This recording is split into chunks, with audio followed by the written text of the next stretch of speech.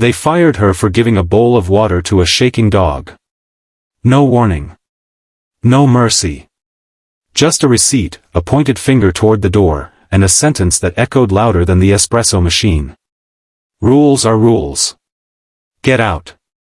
What they didn't know, what no one in that cafe knew, was that the dog wasn't just a dog. And the quiet old man holding the leash wasn't just a customer. And when the Marines arrived minutes later, boots pounding the sidewalk like a drum of justice, the cafe would learn a lesson it would never forget.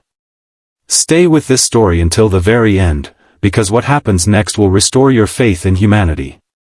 The cafe sat on the corner of Maple and 3rd, a warm little place with fogged windows and the smell of roasted coffee beans drifting into the street. For most people, it was just another stop in the morning rush. For Lena Morales, it was everything. At 24, Lena worked double shifts to keep her small apartment, send money to her younger brother, and still save a little for a dream she never spoke out loud. She smiled even when her feet hurt. She apologized even when she wasn't wrong. And she believed, maybe too much, that kindness always came back around. That morning, the cafe was crowded. Orders flew. Cups clinked. Voices overlapped. Lena moved like muscle memory, latte, cappuccino, receipt, smile. Then she saw him. An elderly man stood near the door, unsure if he was welcome. His jacket was worn, military green faded to gray. In his hand was a leash. At the other end was a thin German shepherd, ribs showing, eyes tired but alert. The dog's paws trembled on the tile floor. No pets allowed, someone muttered. The man heard it. He always did. I'll be quick, he said softly to no one in particular. Just need some water for him. Lena felt something tighten in her chest. She grabbed a metal bowl from the back, filled it with cold water, and knelt beside the dog. The shepherd drank slowly, gratefully. Lena smiled and whispered, "You're safe, buddy." That was when the manager saw her. Lena. The shout cut through the cafe like a snapped rope. Her manager, Rick, stormed over, face red, eyes sharp with irritation. "What do you think you're doing?" "He just needs water," Lena said quietly. "The dog's dehydrated." Rick didn't look at the dog. He didn't look at the old man either. His eyes were locked on Lena, on the rule she had broken. "You know the policy. No animals.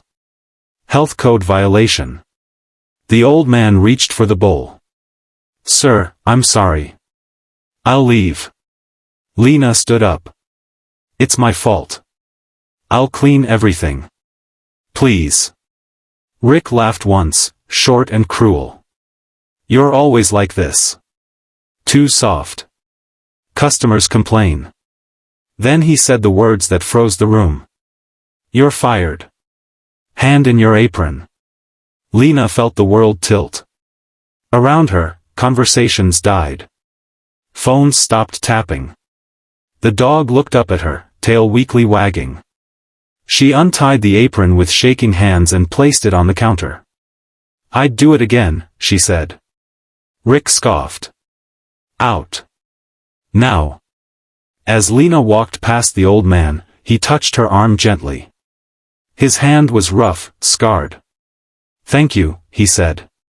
His voice trembled, not with weakness, but memory.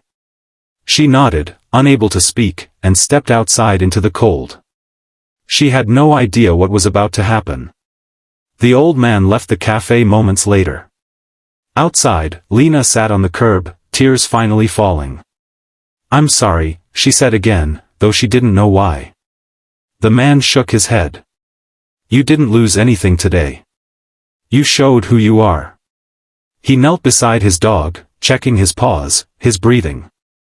The shepherd leaned into him, trusting. "His name's Ranger," the man said. "Saved my life more times than I can count." Lena looked up. "You're a veteran?" The man smiled faintly. "Marine Corps. Retired. Though, some things never really end." He reached into his pocket and pulled out an old phone. His hands shook as he typed a short message. Just one line. Then he stood, straightened his back despite the years, and said, "I have to go. But I think, people will want to meet you." Before Lena could ask what he meant, she heard it. A deep, rolling sound. Engines. The first vehicle turned the corner slow and deliberate. Dark green. No markings. Then another. Then another. The sidewalk began to vibrate. People poured out of the café, phones raised, mouths open. Rick stepped outside, confused, annoyed, until the doors opened. Men and women stepped out in uniform. U.S. Marines. They moved with purpose. Not chaos. Not anger. Discipline. One Marine approached the old man and snapped to attention. "Permission to speak, Sergeant Major." The old man returned the salute. Permission granted. The Marine turned, to Lena. "Ma'am," he said, voice steady but thick with emotion. "On behalf of the United States Marine Corps, thank you for taking care of one of our own." Rick's face drained of color. Another Marine stepped forward. "That dog served 2 tours. Bomb detection. Saved a platoon in Helmand Province." A third Marine looked at the café. "And you fired her for giving him water?" Silence fell like judgment. Customers watched, stunned. Someone cried. Someone clapped. The sergeant major placed a hand on Lena's shoulder. "In the Marines, we live by one code. We don't abandon our wounded. And we don't punish compassion." Rick stammered. I didn't know." The sergeant major's eyes were calm. "That's the point." A local reporter arrived.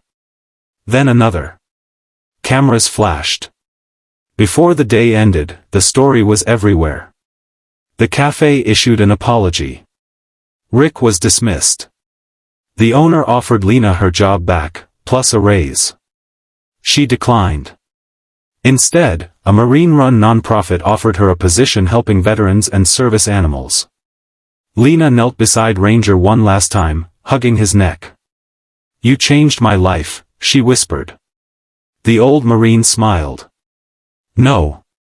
You reminded us what we're fighting for." Weeks later, Lena stood in a new building, sunlight pouring through the windows. On the wall hung photos of veterans, dogs, families, healed and healing. Ranger lay at her feet, healthy now, tail thumping. She hadn't lost a job. She had found a purpose. And somewhere, every Marine who heard her story remembered this truth. Kindness is not weakness. Compassion is not disobedience. And sometimes, doing the right thing will summon an army. This story isn't just about a girl, a dog, or Marines in uniform. It's about you. One act of kindness can cost you comfort, but it can change the world. Never be afraid to help. Never be ashamed of compassion. Because you never know who's watching. Or how many will stand with you when you choose to do what's right.